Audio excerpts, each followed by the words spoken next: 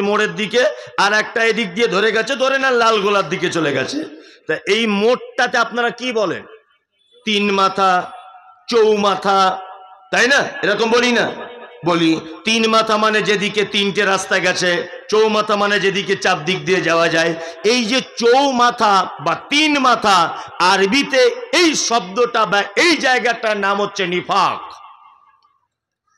নিফাক মানে এই যে এটা হচ্ছে একটা রাস্তা, চৌমাথা, মুখটা। এখান থেকেই কথা বলা যাবে মোমেনের ব্যাপারে, এখান থেকেই কথা বলা যাবে বেঈমান হওয়ার জন্যে, এখান থেকেই কথা বলা যাবে মিথ্যা, এখান থেকেই কোরআন তেলাওয়াত, এখান থেকেই পরে দুর্নাম, এখান থেকেই মানে গীবত, পরনিন্দা। এই জায়গাটাকে বলা হয় কি? নিফাক। যেখানে একই ব্যক্তির ব্যাপারে ভিন্ন পরিস্থিতিতে, ভিন্ন সময়ে ভিন্ন কথা বলে, এ হচ্ছে পাক্কা মুনাফিক। একই ব্যক্তির ব্যাপারে শুধু একটুখানি ডিফারেন্স হলে দুই রকমের কথা। এরকম লোক আপনাদের সলুয়াতে নেই, আমাদের ওদিকে খুঁজলে পাওয়া যায়। যেমন আপনাকে একটা দৃষ্টান্ত পেশ করি। ফজরের নামাজ পড়ে মুসল্লি বার হচ্ছে, চাচা ইমাম সাহেবকে বলছে আসসালামু আলাইকুম, বলছে ওয়ালাইকুম আসসালাম। চাচা তখন বলছে 30 বছর নামাজ পড়ছি, আপনার মতো ইমানদার লোক আর আপনার মতো কণ্ঠস্বর এর পূর্বে আমাদের মসজিদে কোন ইমাম হয়নি। চাচা বলছে ফজরের নামাজের পর। এখন ইমাম সাহেবের স্ত্রীর মারাত্মক শরীর খারাপ, এমার্জেন্সি, বহরমপুর হাসপাতালে ভর্তি। ও কাউকে ছুটি টুটি না নিয়ে চটাম বাড়ি চলে গেছে। যে হাজি সাহেব ফজরের নামাজের পরে সালাম করে বলছিল আপনার মতো কণ্ঠস্বর ভালো না, আপনি পাক্কা ইমামদার লোক, আপনার মতো ইমাম সাহেব হয় না, সত্যি আপনার খুব সুন্দর সুনাম, গ্রামে হাবিজাবি অনেক কিছু নাম টাম করছিল। ও জোহরের সময় হাজি সাহেব এসে দেখছে ইমাম সাহেব নাই, আর কাউকে বলেও যায়নি। হাজি সাহেব তখন নিজে নিজের নামাজটা পড়ে মসজিদের বাইরে এসে বলছে সব ভালো, হুটহাট করে চলে যাচ্ছে, পাল্টে দিলে হয় না? এ হচ্ছে পাক্কা মুনাফিক। এ কি? পাক্কা মুনাফিক। একই ব্যক্তি জোহরের সময় একরকম বলছে, ফজরের সময় একরকম। এ কি? মুনাফিক। মুনাফিকের সাধারণত দুনিয়াবি দৃষ্টিতে যদি আপনি দেখতে চান, এর মুখে হয় মধু আর অন্তরে বিষ। এ কি? মুনাফিক। বাহ্যিক দৃষ্টিতে মুনাফিক দেখবেন কেমন করে? মুহাম্মদ সাল্লাল্লাহু আলাইহি ওয়াসাল্লাম তিনি বলেছেন আয়াতুল মুনাফিকি সালাসাতুন। মুনাফিকের বাহ্যিক দৃষ্টিতে তিনটে গুণ। কটা গুণ? তিনটা। এক, কথা বললে মিথ্যা কথা বলে। দুই, ওয়াদা করলে খেলাফ করে। তিন, প্রতিশ্রুতি দিলে ভঙ্গ করে। আর একটা রওয়ায়াতে হাদিস এসেছে যে ঝগড়া মারামারি অশান্তি কিছু হলে অকথ্য ভাষাতে গালিগালাজ করে। এটা হচ্ছে মুনাফিক। মানে উপরে দেখতে পাবেন তার গুণগুলো। এখন সাহাবীগণ বলছেন আল্লাহ রাসূল, কোন লোক যদি মিথ্যা কথা না বলে, কোন লোক যদি ওয়াদা খেলাফ না করে, কোন লোক যদি তার আমানতের রক্ষা করে, কিন্তু লোকটা ঝগড়া করলে গালাগালি দেয়, তিনটে গুণ তার ভিতরে নেই, একটা গুণ আছে। ও কি? মুনাফিক। ঘটনা ঠিক এরকম।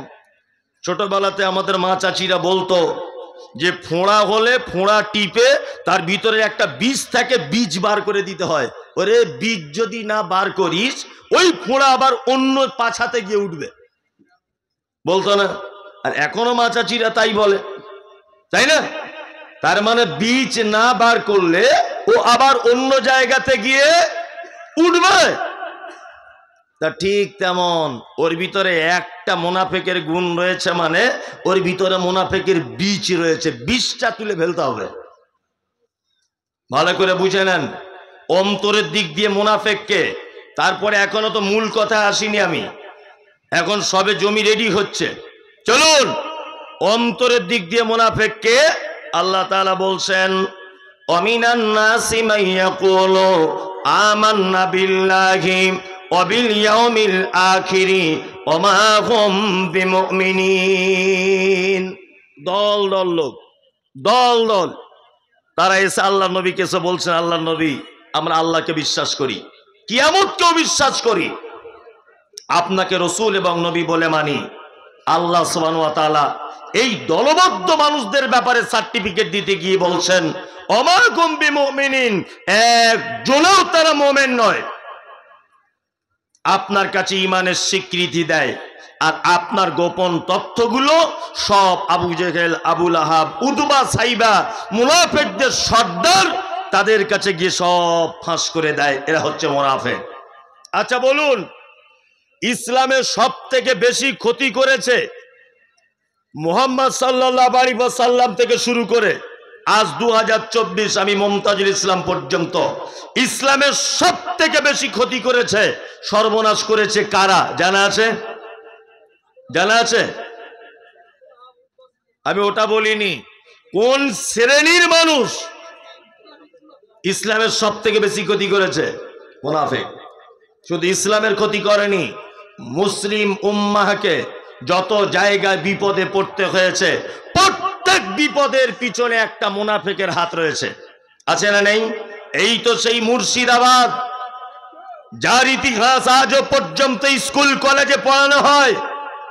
এই সেই মুর্শিদাবাদ, যে মুর্শিদাবাদের মাটিতে জন্ম হয়েছিল নবাব সিরাজউদ্দৌলা।